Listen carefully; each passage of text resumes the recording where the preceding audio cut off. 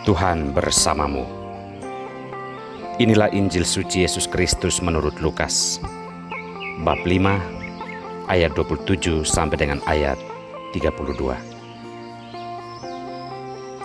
Lewi pemungut cukai mengikuti Yesus. Kemudian ketika pergi keluar, ia melihat seorang pemungut cukai yang bernama Lewi sedang duduk di rumah cukai.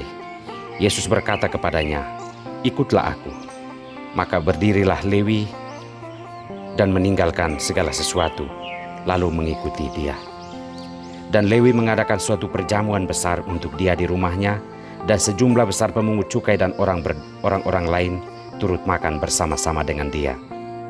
Orang-orang Farisi dan ahli-ahli Taurat bersungut-sungut kepada murid-murid Yesus, katanya, "Mengapa kamu makan dan minum bersama-sama dengan pemungut cukai dan orang berdosa?"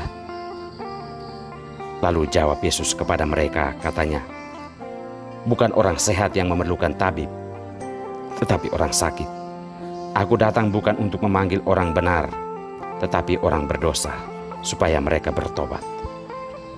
Demikianlah Injil Tuhan.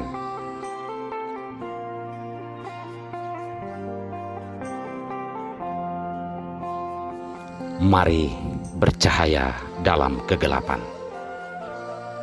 Inilah sampan bersama saya, Pater Domi Kevi, SVD. Saudara-saudariku terkasih, bukan tentang menjadi malaikat atau orang kudus maksud dari judul ini. Ini tentang sesuatu yang bisa kita buat agar apa yang gelap dalam diri kita, dalam kehidupan kita, perlahan-lahan ada cahaya. Agar apa yang gelap di dalam dunia sekitar kita bisa menjadi terang. Bercahaya di dalam kegelapan bukan berarti kita adalah sumber cahaya atau sumber sinar, tetapi kita berusaha untuk membiarkan cahaya kasih Allah menerangi kehidupan kita yang sedang gelap oleh dosa dan kelemahan kita, terutama mengurus kepentingan diri kita sendiri.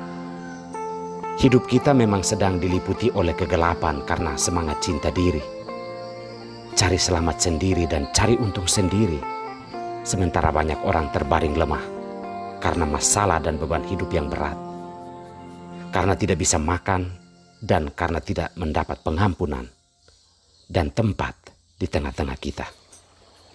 Saudara-saudariku terkasih, marilah bercahaya di dalam kegelapan adalah ajakan sabda Tuhan bagi kita semua pada hari ini. Bagaimana caranya?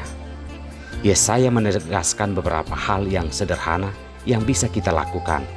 Misalkan berupa larangan. Jangan membebani sesamamu. Jangan menunjuk-nunjuk orang dan memfitnah. Tidak menginjak-injak hukum agama. Dan tidak melakukan urusan pribadi pada hari kudus Tuhan. Dan tidak berkata omong kosong.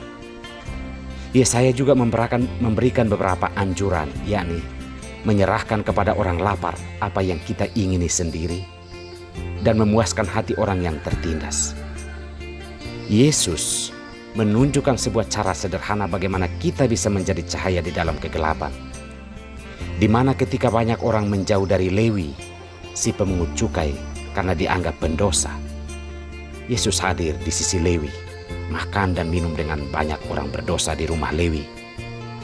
Ternyata apa yang dilakukan Yesus ini menunjukkan bahwa tidak rumit menjadi cahaya dalam kegelapan dunia yang penuh dengan semangat cinta diri. Mengapa kita harus menjadi cahaya dalam kegelapan hidup yang demikian? Karena Tuhan akan memudahkan kehidupan kita, baik di dunia ini maupun di akhirat. Jika di dunia ini kita bagaikan hidup di padang gurun yang tak berpengharapan, Tuhan akan membantu kita pada waktunya. Dan jika di akhirat kita harus diadili karena dosa-dosa kita, Tuhan akan melihat kebaikan-kebaikan yang pernah kita lakukan kepada sesama kita. Saudara-saudariku terkasih, Tuhan memanggil kita semua untuk menjadi cahaya. Jangan bermimpi tentang menjadi seorang malaikat atau orang kudus ternama. Tetapi marilah kita berpikir untuk melakukan hal-hal yang sederhana yakni tidak sibuk mengurus diri sendiri dan berusaha untuk meringankan beban hidup sesama kita, baik yang sakit fisik maupun yang mengalami goncangan jiwa karena beban hidup yang teramat berat. Semoga Tuhan menguatkan kita untuk menjadi cahaya dalam hidup sehari-hari. Tuhan memberkati kita semua.